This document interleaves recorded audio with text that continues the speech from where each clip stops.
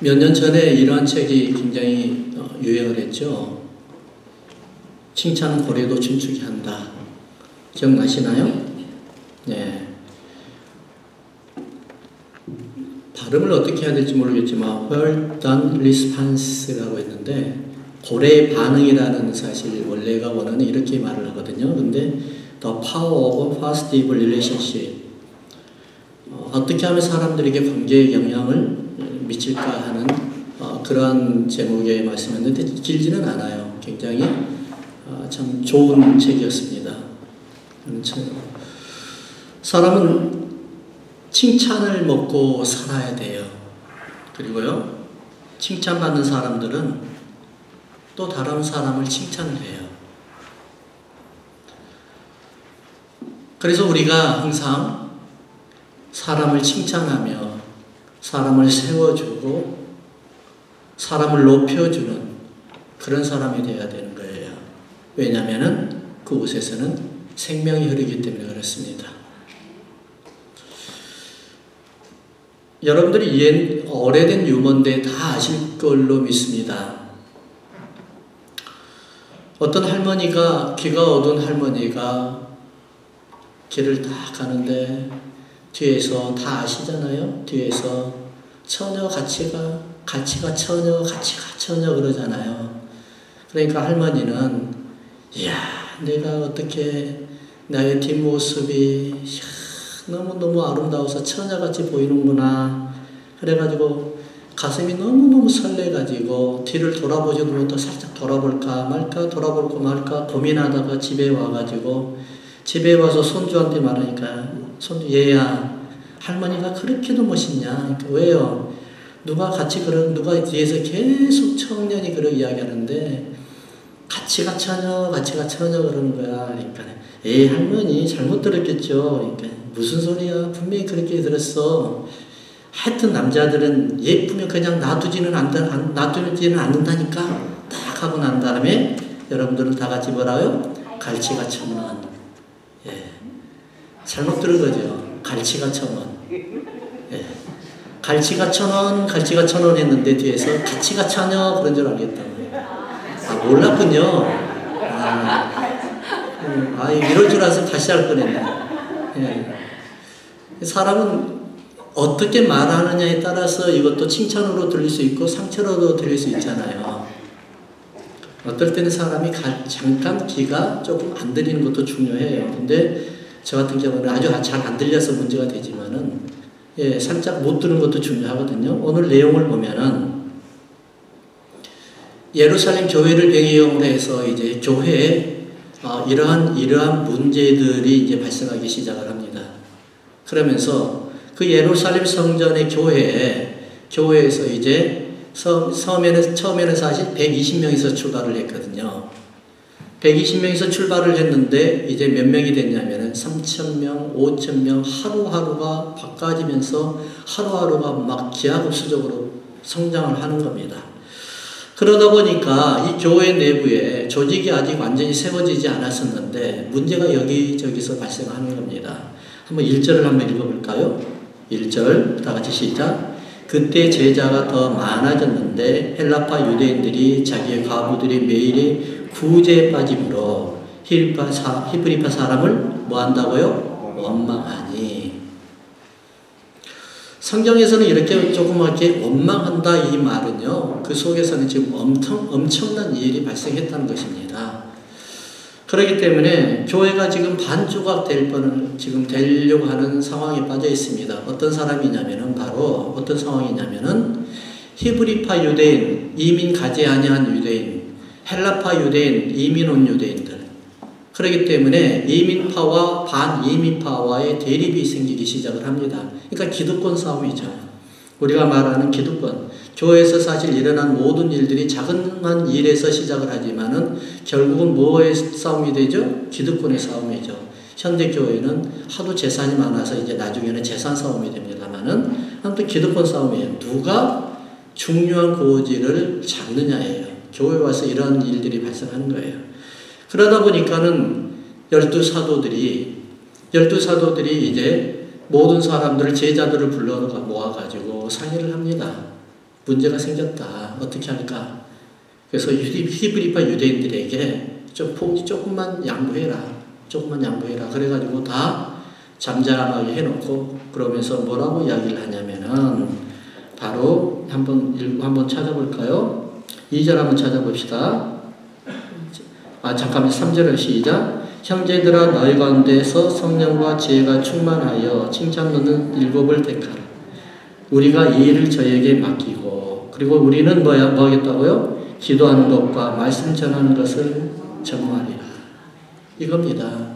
자, 우리가 이제 사역의 분담을 하자. 사역을 분담을 해서 이게 은사가 있는 사람들은 이것을 맡기고 교육부에 은사가 있는 사람은 교육부에 맡기고 아니면 행정에 은사가 있는 사람은 행정에다 맡기고 우리가 같이 분담을 하자. 그래서 교회가 조용해집니다. 왜 이런 일들이 발생했을까? 교회가 조금해졌을 때는요, 별 문제가 없거든요. 근데 교회가 커지면 커질수록 문제들이 더 복잡하게 이제 나타나기 시작을 합니다. 왜 그러냐면은 조직이라는 것이 있기 때문에 그래요. 조직이. 그래서 여러분들 여기서 보면은요, 교회가 어떻게 해서 이렇게 빨리 성장해졌을까? 사실 어떤 경우에는 좀 부럽기도 하죠. 근데 하나도 부러울 것이 없어요. 왜 그러니까 교회 조직이 없고 교회 기둥이 없고 교회 일꾼이 없는 데서 갑자기 교회가 성장하면요, 갑자기 무너져 버려요. 올라갈 때는 너무 좋거든요. 근데 무너질 때는 난리가 없어요. 그래서 너무 위험한 거예요. 갑자기 성장한 교회는 갑자기 무너지기 쉬워요. 교회만 그러나요? 그렇지 않아요. 사업도 그래요. 그래서 조직을 바탕으로 해가지고 쭉쭉 올라가야 되지 뿌리를 잘 내려야 돼요. 근데 세상의 뿌리는 뭐죠? 힘이에요. 힘이 있어야 돼요. 근데 교회 안에는 힘이 뭐죠? 성령 충만이에요. 성령 충만. 그래서 사도행전 2장을 한번 볼까요? 2장 1절로부터 한 4절 한번 보십시다. 예루살렘 교회가 어떻게 해서 이렇게 갑자기 성장하게 되었는지 이 배경을 한번 보십시다. 1절부터 4절까지 시작. 오순절 날이 이미 이르매 그들이 다 같이 한 곳에 모였더니 호련히 하늘로부터 급하고 강한 바람 같은 소리가 있어 그들이 앉은 온 집에 가득하며 마치 불의 혀처럼 갈라지는 것들이 그들에게 보여 각 사람 위에 하나씩 임하여 있더니 그들이 다 뭐를 받고? 이거예요. 다시 한번 읽을까요? 그들이 다 성령에 좀 크게 읽어보십시다. 다 같이 시작. 그 성령의 충만함을 받고 성령이 말하게 하심을 따라 뭐에 말하게 하심을 따라요? 성령이 말하게 하심을 따라 다른 언어들로 말하기를 시작하니라. 할렐루야. 교회에서는 성령 충만한 사람이 성령의 말하게 함을 듣고 말을 해야 되는 거예요. 내 생각 말하면 안 되는 거예요. 자꾸 뭘 하다 보면 목사님 내 생각이 이러는데요. 이거는 불합격이에요. 무슨 생각을 해야 돼요? 성령의 충만함을 가지고 성령의 말함을 가지고 이야기를 해야 되는 거예요. 그래서 지금 헬라파 유대인들이 12사도에게 뭐라고 했죠? 자기 생각을 이야기했다 그러면 아마 분명히 다 리젝이 됐을 거예요. 그렇지만 어떻게 했죠? 성령의 충만함을 받고 성령이 말하게 하심을 따라 12사도에게 말을 하니까 이것이 다 억셉트가 돼가지고 같이 뭐예요? 다 논의가 시작이 되는 거예요. 교회 성장은 성령 충만으로 이루어져야 되고요. 성령 충만 않고 질서를 세우게 되고요. 질서에 충만 않고 세상에 영향력을 주는 조직으로 변하게 되는 겁니다. 할렐루야. 그렇기 때문에 힘의 균형, 세상의 힘의 균형으로 해서 교회가 성장을 하면요. 세상을 다스리려고 하거든요. 근데 성령 충만으로 교회가 성장을 하게 되면 세상을 섬기려고 합니다. 여기에 차이예요. 여러분들도 성령 충만한 자는 성도를 섬기려고 하지만은요, 세상의 힘의 논리로 내가 충만하려고 하면은 성도를 다스리려고 해요. 이게 얼마나 무서운지 몰라요. 자기는 모르거든요. 그렇기 때문에 내가 좀 컸다, 내가 좀 일어났다, 내가 섰다 그러면 넘어질까 두려워야 되는 거예요. 처음 된 자가 나중되고 나중된 자가 처음 된 줄을 믿으시기 바랍니다. 이래야만이 교회가 성장한 거예요. 성령 충만하지 아니하는 교회는 희망이 없어요. 성령 충만하지 아니하는 성도는 희망이 없어요. 하나님께서 사용하시려고 해도 사용할 만한 근거가 없는 거예요. 하나님께서요, 사람을 사용하실 때 사람이 아주 능력 있는 자, 세상에서 아주 유명한 사람을 사용하려고 했으면 교회는요, 벌써 문 닫았습니다. 그렇지 않아요. 세상에는 이름 없고 아무 빛도 없고 아무 권세도 없고 권위도 없지만 교회에 와서 성령의 충만함을 받고 주님 앞에 빛도 없이 이름도 없이 순종하고 열심히 헌신하는 사람을 하나님이 그 자리에서 세웁니다. 그래서 리더로 삼습니다. 그리고 하나님이 사용하셔요. 저는 이러한 경험을 수없이 합니다. 그렇기 때문에 우리 한번 따라합시다. 성령 충만함을 받자. 성령 충만함을 받지 못하면 내가 죽어가는 길이다. 이거예요.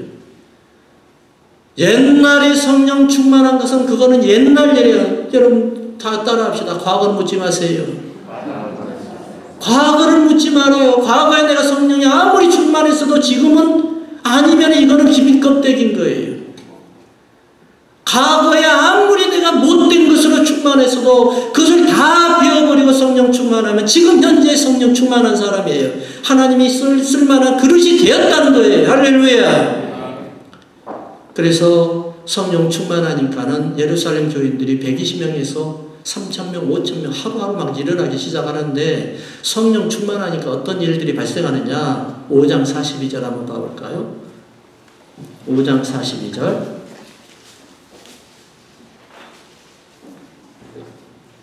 다 같이 있습니다. 시작. 그들이 날마다 성전에 있든지 집에 있든지 예수는 그리스도라고 가르치기와 전도하기를 그치지 아니하니라.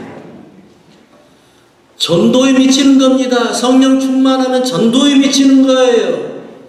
여러분이 1년 연들 다 전도를 안 해도 이 사람은 성령 충만함이 없어요. 죄송하지만 아무리 말하고 싶어도 성령 충만함이 없는 사람이에요. 성령 충만하면 여러분 부끄러우니까 전도 못해요 그러죠? 그렇지 않아요. 성령 충만하면 부끄러움이 사라져버려요.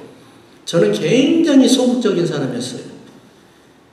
어디 앞에 나서지를 못해요. 근데 제가 서울에 있을 때 매일같이 청량리 역 앞에 가가지고 기타 치고 전도를 했습니다.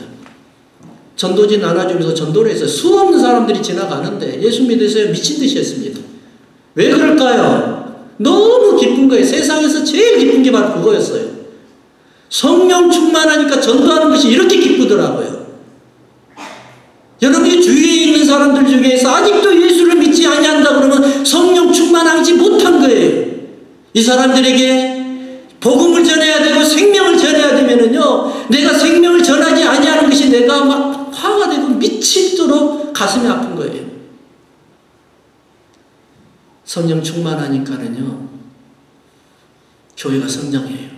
예루살렘 교회가 이렇게 되잖아요. 집에 있든지, 밖에 있든지, 성전에 있든지, 집에서 어떻게 저는 이 생각을 했거든요. 아니, 성전에서 다 예수 믿는 사람들만 있을 텐데 왜 복음을 전했으며, 집에 있는데 어떻게 집에서 누구한테 복음을 전했을까? 곰곰이 더 생각을 해보니까 교회 나온다고 해서 예수 믿지 아니하는 사람들이 많았겠구나. 믿으시면 아멘. 그래서 어떻게 해야 돼? 예수 교회 나오면은 항상 예수님만 높여드리는 말씀을 하라는 거예요. 이 사람이 무슨 말 듣고 낙심하고 나고하거든요. 그러니까 다른 이야기 하지 말고 예수님만 높이는 이야기만 하라는 거예요. 그럼 그 사람이 알든지 모르든지 들으면서 이 사람이 구원을 얻게 된단 말이에요. 집에서는 그럼 어떻게 해야 돼요? 집에서도 전도했대요. 보니까 내 가족 중에 한 사람이, 이 사람이 예수를 안 믿어. 어떻게 전도할까? 작전을 짜야 돼. 작전을 짜가지고 어떻게 할까? 한 따라 합시다. 예수는 그리스도라. 전도하는데 다른 게 아무것도 필요 없었어요. 내가 전도하려고 하니까 목사님, 나 성경을 너무 몰라요. 죄송하지만은요, 전도하는 비율을 보면은요, 성경을 잘하는 사람은 하나도 못해요. 성경을 모르는 사람이 전도를 잘해요. 할렐루야. 예, 아멘에서 한 사람들 그렇게 되길 주의라고 축원합니다. 아는 것도 모른다고 하지 말고 알면서도 모른 체 하란 말이에요. 예, 그러니까 모르는 사람이 오히려 더 전도를 잘해요. 왜냐면은 이거예요. 처음에 알았던 많이 아는 사람 교회 들어오니까 교회 중심에 들어오니까는 보지 않아야 될 것들이 너무나 많거든요. 왜냐면 이 세상은 사람이 살아가는 모든 단체는 보지 말아야 될 것들이 많이 있습니다. 이것을 인정하고 가야 돼요. 여러분들 무균실에서 살다가 균이 있는 대로 세상으로 나오면 죽어요. 당장 죽어요. 세상은 적당히 기운이 있어야만 사는 거예요. 이걸 적응하면서. 교회도 적당히 마귀의 시험도 있어야만이 성장하게 되는 것이지, 교회도 신앙도 마찬가지예요. 그걸 보고 견뎌내지 못한다? 그러면 빨리 천국으로 가야 되는 거예요. 그래서 적당히 안 봐야 될 것도 봐야 되는 것이 바로 교회예요. 할렐루야. 그렇기 때문에 교회 보고 시험 들지 말고 중심에 들어가니까 시험에 들더라 그러니까 나는 안 들어갈란다 이런 말 하지 말라는 말이에요. 한 따라 합시다. 능력이 안 돼서 못 온 것뿐이지. 예, 능력이 안 돼서 못 들어오는 것뿐이지. 능력이 돼봐요. 누가 그 사람 그 자리에다 놔두겠어요. 빨리 모셔와가지고 기둥을 세우려고 하죠. 할렐루야. 그렇기 때문에 성령 충만하면은 전도하기 바쁩니다. 그래서 어떻게 하든지 집에 혹시 집안에 사람이 전도할 사람이 다 이제 사라졌어요. 그러면은 집에서 맛있는 음식을 해놓고 사람을 불러다가 해가지고 야, 내가 믿는 예수님이 이렇게 좋더라. 성경에는 몇 절에 이런 이야기가 전도하는 것이 아니라 어떻게 해요? 예수님은 그리스도야. 예수님은 하나님의 아들이야. 예수님이 우리를 구원하러 오셨대. 내가 그분을 믿으니까 나도 모르지만 내 심령 속에서 벌써 뭔가가 느껴지더라. 너도 내가 믿는 예수 한번 믿으러 한번 가보자. 뭐하고요? 밥을 먹이면서요. 이것이 바로 집에서 전도를 하였다는 증거예요. 할렐루야. 우리 한달 합시다. 우리 집을 개방하자. 개방해가지고 많은 사람들을 불러다가 전도하십시오. 그렇게 하면 하나님께서 기뻐하시는 거예요. 이렇게 해서 교회가 성장을 하다 보니까 이제 문제가 생겼어요. 12사도가 있는데 12사도가 조직을 정해놔가지고 이렇게 하는 게 아니라 12사도를 도와줄 사람들이 없고 교회를 일선에서 중심적으로 역할을 해주는 사람이 없는 거예요. 그래서 이제 조직을 세우자 우리가. 그 예루살렘 교회에 지금 조직을 세웁니다. 그래서 7 집사를 택하자 먼저. 우선 7 집사를 택하고 지금 여기서 7 집사라는 거는 지금 말로 하면 장로와 같은 거예요. 그래서 집사를 택하자. 그리고 우리의 이 일을 대신해 줄 사람 하자. 우리가 지금 계속 12사도가 뭘 하고 있었어요? 구제하고 밖에서 성령이 충만하니까 밖에 나가서 과부들이나 고아들이나 먹여 살리고 하는 이런 일들을 했단 말이에요. 그러다 보니까 교회가 이제 시끄러워지기 시작한 거예요. 그래서 교회가 시끄러워지니까 문제가 생겨서 맞다. 이것을 우리가 우리의 일을 대신할 사람을 만들자, 세우자. 우리는 말씀 전하고 기도하는 것만 하자. 대신에 세상적인 거, 그러니까 세상에 나가서 하나님의 복음을 전하는 거는 차라리 성도를 통해서 시키자. 이것이 바로 조직이에요. 할렐루야. 군대에 가면은 제일 먼저 가르치는 게 뭐예요? 순종하게끔 만드는 거죠. 그렇잖아요? 그러게 되면은 군사 이제 훈련하러 딱 하면은 논산훈련소 여러분들 가셨잖아요? 여자분들은 안 가셨어도 남자들한테 수없이 들었으니까 아마 남자들은 군대를 2년, 3년 갔다 왔으면은 여자분들은 아마 30년은 갔다 왔었을 거예요. 왜냐면은 갔다 온 사람 평생을 들었으니까 갔다 온 사람보다 더 잘 알아요. 그렇죠? 예, 더 잘 알아요. 그렇기 때문에 여자분들도 잘 알거든요. 그래서 군대 처음에 들어가면은 어떻게 해요? 세상의 때를 다 없애는 훈련을 시킵니다. 세상의 때 없앤다는 건 뭐예요? 이제 너는 무조건 순종만 해야 돼. 이거예요. 여기 오면 무조건 순종해야 돼. 질서야 이것이. 그거거든요. 근데 순종해야 돼 해놓고 훈련하고 있는데 거기서 교육을 시키는 교관이 와가지고 같이 훈련하고 있으면 어떻게 되겠어요? 안 되죠. 전쟁하러 가고 있는데 훈련에 명령 내릴 사람이 명령을 내려야 되는데 가서 딱 총을 들고 와가지고 총 쏴고 있어요. 그건 되겠어요? 안 되겠어요? 안 되잖아요. 그래서 질서가 필요하고 조직이 필요한 거예요. 근데 세상의 질서는 조직은 뭐냐면은 세상의 조직은 힘의 논리예요. 힘으로 다 지금 조직을 세워나가거든요. 근데 교회는요, 절대로 그렇지 않아요. 힘으로 세우는 조직은 금방 무너져버려요. 힘이 없으면 사라지거든요. 근데 뭘로 해야 돼요? 성령 충만으로 세워야 돼요. 할렐루야. 성령 충만하지 않으면은 여러분 성도가 말을 안 들어요. 순종을 안 해요. 저에게도 지금 포함된 겁니다. 목사의 말에 순종을 안 해요. 그러면은요, 내가 성령 충만함이 떨어졌다는 소리예요. 그렇잖아요. 여러분들 뭔가가 달라요. 기도 많이 하는 성도들도 보면은 목사가 다 가는데 기도 많이 하는 사람 있잖아요. 그 눈을 바라보는 눈동자가 더 달라요. 뭔가가 있을 것 같아. 그러니까 함부로 말을 못해. 그래서 무서워요. 자, 우리 따라합시다. 무서운 사람 됩시다. 자, 그래서 하나님께서 여기에 이제 예루살렘 교회를 세워나가는데 7 제자들을 세우는데 7 제자를 갖다가 세우는데 첫 번째 어떤 사람을 세우는가 보십시오. 3절 한번 읽어봅시다. 3절 다 같이 시작. 형제들아 너희 가운데서 성령과 지혜가 충만하여 칭찬받는 사람 7을 택하라. 여러분 사람에게 칭찬받길 원합니까? 싫으십니까? 원하십니까? 아니 이것도 아니고 저것도 아니면 다시요. 사람에게 칭찬받길 원합니까? 하나님 앞에 칭찬받길 원합니까?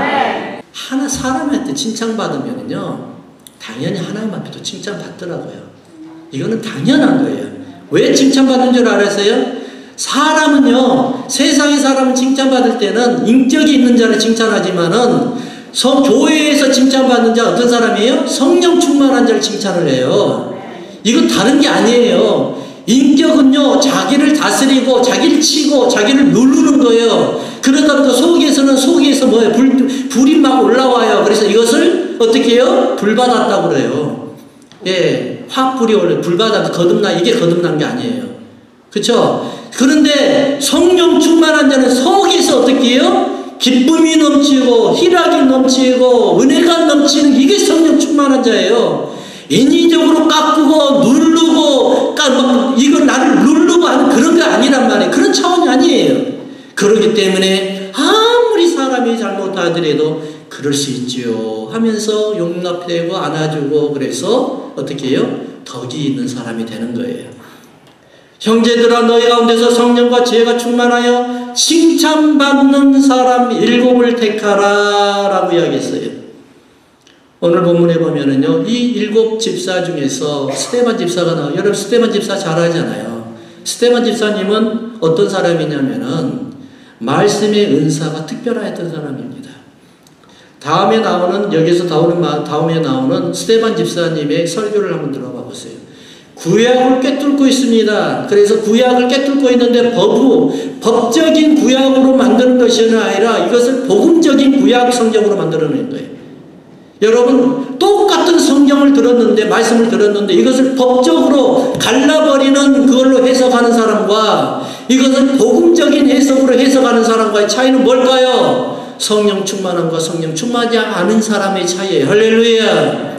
성령 충만한 사람은 바로 12 사도와 같은 사람, 스데반 같은 사람이었지만 말씀을 꿰뚫어 버리면서도 성령 충만하지 아니하는 사람은 서기관과 바리새인 같은 사람들이에요. 그렇기 때문에 만나는 사람마다 이 사람에게 뭐 죽일 것이 없는가? 만나는 사람마다 이 사람을 어떻게 해야 할 사람이 해야 할 것이 없는가? 이것을 찾아내러 다니는 사람이 이게 바로 서기관과 바리새인이었어요. 하지만 복음의 말씀을 듣고 똑같은 말씀을 듣고 복음으로 해석하는 하나님의 백성은 어떻게 스데반 집사는 예수를 믿으십시오. 여러분들 예수 그리스도를 믿으십시오. 그래야만 우리가 살 길입니다. 예수님은 여러분들을 위해서 죽었습니다. 왜 아직도 여러분들 율법 가운데서 머물러서 사람을 죽이는 일에만 앞장섭니까? 복음은 죽이는 데에서 살리는 쪽으로 서는 것이 바로 복음입니다. 할렐루야. 생명을 살리는 게 복음이죠. 아무리 죽을 일이 있어도 똑같은 성경을 말씀을 내 안에 들어오게 했어도 내가 살리는 일을 택하면 복음이요 죽인 일을 하면은 율법이에요. 살리는 일을 하게 되면 12 사도요 스데반 집사요 복음 전하는 목회자들이요 성도들이요 하지만은 똑같은 말씀을 가지고 이기는 쪽에 있으면은 서기관과 바리새인과 사두개인들, 요즘엔 바리새인들이 얼마나 많은지 몰라요. 서기관들이 얼마나 많은지도 몰라요. 교회에서도 그래요. 아무것도 아닌 거 가지고 죽이려고 애를 써요. 아무것도 아닌 거 가지고 법정으로 가려고 시비를 걸어요.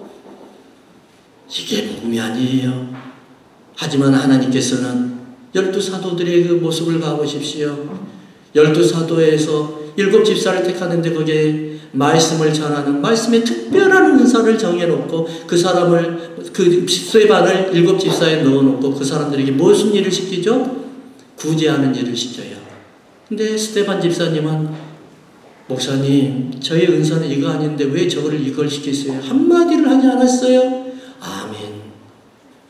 복음 전하는 게 어떻게 복음 전해요? 말씀으로 복음 전해야 될 사람이 구제하면서 복음을 전합니다. 그래서 이해합니다. 그러다 스데반 집사님은 밖에 나가서 어떻게 해요? 구제하면서 거기다 하나를 더 붙였어요. 뭐 했죠? 말씀을 붙여버린 거예요. 여러분들도 그렇게 되길 주의 이름으로 축원합니다. 생명은 살리는 자의 편에 서는 게 바로 생명이에요. 아니요, 목사님, 12사도 제자들이요. 나는 아닙니다. 내 사역은 구제하는 사역이 아니라 나는 말씀 전하는 사역입니다. 그래서 나는 절대로 그렇게 못하겠습니다. 그럼 스데반 집사는 이 성경책에 이름에 올리지도 못했어요. 그래서 뭐예요? 순종이 제사보다 낫다는 거예요. 순종이 있는 곳에 생명이 있는 것이에요. 그곳에 말씀이 있는 거예요. 그곳에 성령의 입술이 여러분들의 입술에 더해지는 거예요. 그곳에서 권세가 나오는 거예요. 세상에 아무리 지식을 가지고 생명을 살리려고 해보세요. 생명 안 일어나요. 복음 전하는데요, 여러분. 세상 지식 가지고 복음 전하려고 한 사람도 여러분 복음 안 돼요. 생명 안 일어나요. 아무리 무식해도 이 말 한마디만 가지고 복음을 전하면 일어나요. 뭘까요? 따라합시다. 예수 그리스도는 우리의 하나님입니다. 이 말씀 한마디면 땡! 끝나는 거예요. 여기에다 무슨 지식이 포함이 됩니까? 여기에다 뭘 집어넣습니까? 예수님이 나를 살리고 예수님만이 천국에 가는 문이라는 것을 분명하게 말씀만 하면은 그보다도 더 좋은 복음이 없어요. 그래서 12제자 중에서 그 사도들이 택해가지고 17제자들, 7집사들을 택하는데 이 집사들은 뭐하는 사람들이었다고요? 주의 일로 인하여 칭찬을 듣는 사람들이었어요. 하나님 앞에 칭찬 듣는 사람. 그런 사람 되길 주의 이름으로 축원합니다. 4절 한번 봐보십시다. 4절 다 같이 있습니다. 시작. 우리는 기도하는 것과 말씀 전하는 것을 전무하리라. 저는 목회하면서 이런 생각을 많이 해요. 목회는 교과서에 있는 교과서의 교본대로 따라하는 게 아니더라고요. 교과서가 없어요, 목회는 보니까. 최고의 교과서는 바로 말씀이었어요. 어느 날 제가 설교 준비한다면서 책을 5권 막 이렇게 4-5권 펴놨었어요. 처음에 목회할 때. 그러다가 세상 지식을 막 전했어요. 나는 솔직히 나도 모르는 이야기들을 해놨어요. 도대체 나도 하면서 이게 뭘지 하면서도 궁금했었어요. 확신이 없었어요. 어느 때인가 다 버렸어요. 말씀만 가지고요. 내 설교 준비할 때 말씀 외에 아무것도 없어요. 이것만 올려놓습니다. 우리 집에 혹시 내가 토요일날 말씀 준비할 때 와보신 분 계실 거예요. 말씀 이거 하나만, 성경 하나만 올려놓습니다. 다 없어요. 그리고 제가 말씀으로만 목회를 했어요. 그리고 설교도 말씀으로만 했어요. 그러다 보니까 달라지기 시작하는 거예요. 뭔가가 달라지기 시작하는 거예요. 사람과의 관계가 생명의 관계가 되지 지식의 관계가 안 되더라고요. 세상 지식 가지고 말씀을 전할 때는 누가 지식이 뛰어나냐 이걸 자랑하는 꼴이 되어버렸어요. 그래서 조금이라도 지식이 약간 좀 자존심 상한 말 들으면 확 그 속에서 올라와요. 근데 말씀으로 가니까는 이런 게 사라져 버리는 거예요. 왜냐하면은 사람과의 관계가 뭐가 되어버려서 지식의 관계가 아니라 생명의 관계가 된 거예요. 이분이 바로 예수님이 할렐루야. 이게 선악과와 생명나무의 관계예요. 선악과는 뭐죠? 지식의 관계예요. 지식은 뭐예요? 선악과를 따먹으면서 하나님을 아는 눈이 열려버렸죠? 그렇죠? 지식은 알면은 국민학교 졸업하면 지식이 더 있으면 어느 또 스텝이 올라가야 됩니다. 그리고 그 가르쳤던 선생님은 더 이상 안 만납니다. 물론 개인적으로 만나는 사람들 더 필요 없어요. 생명의 관계는요, 평생을 같이 갑니다. 그분이 바로 예수님이죠. 할렐루야. 이분이 바로 멘토란 말이에요. 성도 간의 관계가 지식의 관계가 아니라 생명의 관계, 목회자의 관계도 지식의 관계가 아니라 생명의 관계, 하나님과의 관계도 지식이 아니라 생명의 관계로 가면은요, 우리가 뭘 할 수 있을까요? 서로가 마음을 놓을 수가 있어요. 마음이 오픈이 돼요. 공개가 돼요. 지식은요, 내 것이 드러날까 봐서 내 것을 철저하게 감춥니다. 근데요, 생명은요, 다 오픈해요. 다 오픈해요. 신뢰의 관계로 들어가는 거예요. 이것이 바로 마음을 서로가 오픈하는 생명의 관계예요. 사도와 일곱 제자와의 관계는 어떤 관계였어요? 지식의 관계 아니라 생명의 관계로 연결해서 마음을 나눌 수 있는 단계가 되었다는 소리예요. 할렐루야. 그렇기 때문에 어떠한 일이라도 사도가 일곱 제자에게 어떠한 일이라도 다 오픈해서 맡기는 거예요. 믿는다는 이야기죠. 하나님은 여러분들을 생명의 관계로 맺기를 원하십니다.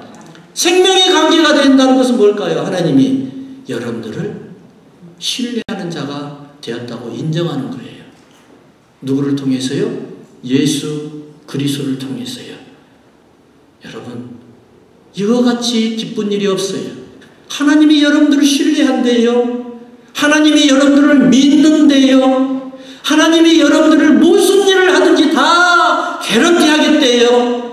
이러한 관계가 바로 성도와 하나님과의 관계예요. 목회자와 성도의 관계예요. 성도와 성도의 관계가 된 줄 믿으시기 바랍니다. 그래서 마음을 오픈하는 관계, 생명의 관계. 모세 한번 봐볼까요? 모세를 보니까 얼마나 고생했겠어요. 장정만 60만이면은요, 적어도 200만이고요. 많으면 240만이에요. 이 사람들을 혼자서 계속해서 재판하고 있었습니다. 그러니까는 제사 지낸데도 관여하여, 그리고 또 이스라엘 백성들을 인도하는데도 관여해요. 그리고 또 재판 하루 왼종일 새벽부터 저녁 그때까지 앉아가지고 내가 우리 아이가 이랬는데요, 내가 무엇을 했는데 나는 안 훔쳤는데 저 사람 훔쳤다 해요 하면서 이렇게 재판을 하고 있었거든요. 이게 기가 막히잖아요. 지금 대전의 인구가 몇 만이나 됐죠? 한 80만 됐나요? 80만? 대전시에 재판장 하나밖에 없어요. 모세밖에.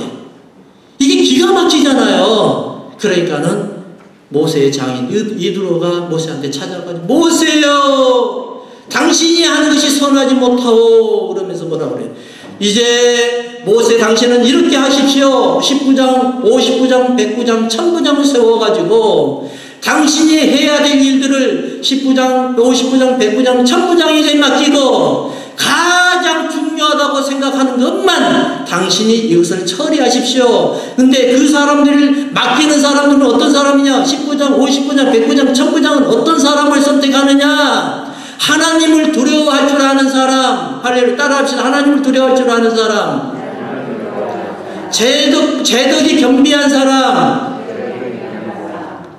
뭐 아무리 지식이 많아도 덕이 있어야 되는 사람이에요. 마지막으로 성령 충만한 사람. 이 사람들을 선택해서 당신이 일을 맡기십시오. 모세가 아니 지식의 관계가 되었다 그러면 아니 감히 나에게 누가 나에게 이런 말을 해. 아무리 장인이라도 당신이 이방 백성의 이방 종교의 제사장인데 내게 어떻게 감히 하나님의 백성, 하나님의 제사장, 하나님의 왕인 나에게 지금 명령을 하는 거야? 할 수가 있을 거 아니에요. 그렇죠? 모세 그렇지 않았어요. 왜요? 지식의 관계가 아니라 생명의 관계로 들어가니까 맞습니다. 맞습니다. 그래서 그것을 도입을 시킵니다.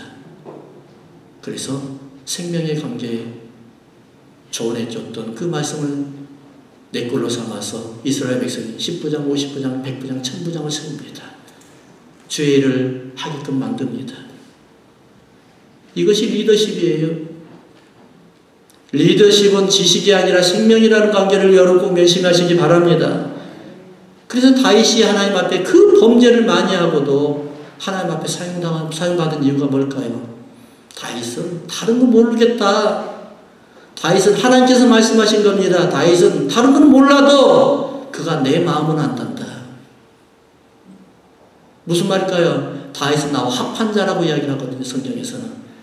야, 다윗 다른 거 모르겠어. 다른 건 몰라도 이 하나는 내가 알지. 다윗은 내 마음을 아는 사람이야. 여러분 실수투성이고 무너진 게 투성이 돼도 이거 하나는 명심하십시오. 하나님의 마음을 아는 사람은 하나님이 여러분을 사용한다는 사실을 믿으시기 바랍니다. 우리는 사람이니까 실수하고 투성이고 넘어지고 무너질 수도 있어요. 하지만 하나님의 마음을 알게 되면은 하나님이 우리를 사용을 해요. 성경 공부하는 이유가 뭘까요? 지식을 하려고요? 아니에요. 하나님의 마음을 알기 위해서 하는 거예요. 하나님이 어떨 때 내게 기뻐하시고 어떨 때 나를 힘들어하시는 것을 이거를 알기 위해서 하나님의 말씀을 계속해서 공부하는 겁니다. 이러한 사람 되기를 주의 이름으로 축원합니다. 이러한 사람이 되면 하나님 앞에 칭찬받아요. 이러한 사람이 되면 성도들에게도 칭찬받아요. 저는 우리 성도들, 우리 나머지 믿음의 교회 성도들이 전체가 다 우리 교인들에게만 칭찬받는 사람이 아니라 모든 사람들에게 칭찬받는 사람, 여러분들이 칭찬받는데 왜 내가 그렇게 기쁠까요? 내가 왜 진짜 우리가 속된 말로 나 혼자 말하면 속된 말이 될 것 같아. 같이 합시다. 째지도록 기쁘더라. 하나 해보셔요. 자, 째지도록 기쁘더라. 제가 혼자 말하면 속된 말이 되지만 여러분들 같이 하면 공범이 되잖아요. 기뻐요. 여러분들이 칭찬받으니까 내가 왜 이렇게 기쁜지 모르겠더라고요. 칭찬하는 사람 가서 몰래 가서 밥이라도 함께 사주고 싶더라고요. 하나님이 그런 마음이랍니다. 여러분들이 칭찬받으니까 하나님이 너무 기뻐해요. 그래서 하나님 영광 받아주세요. 이거 아니라 그래서 하나님의 영광을 여러분을 통해서 취하는 겁니다.